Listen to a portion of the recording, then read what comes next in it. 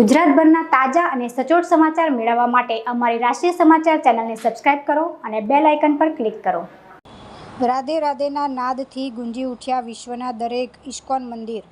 ગઈકાલ તારીખ 11/9/2024ના રોજ રાધાષ્ટમી નિમિત્તે ઉત્સાહી ભક્તોની વહેલી સવારથી ઇસ્કોન મંદિર તથા વિશ્વના રાધેશ્યામ મંદિરો પર ભારે ભીડ જોવા મળી હતી।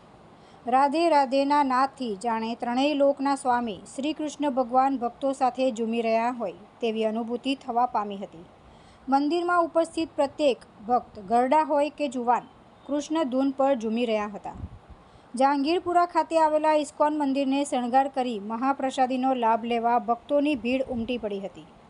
એક નજરે જોતા રાધાજીના રૂપમાં જાણે ત્રણેય લોકની સુંદરતા સમાઈ ગઈ હોય તેવું નજરે પડી રહ્યું હતું। લાભ લેનાર ભક્તો રાધે રાધે બોલી એ સુંદરતાને હજી નિહાળી રહ્યા હતા। મંદિરના કપાટ બંધ થયા પછી પણ લોકોની ભીડ ત્યાંથી જવા તૈયાર ન હતી। તુલસી શર્મા સાથે રાષ્ટ્રીય સમાચાર, સુરત।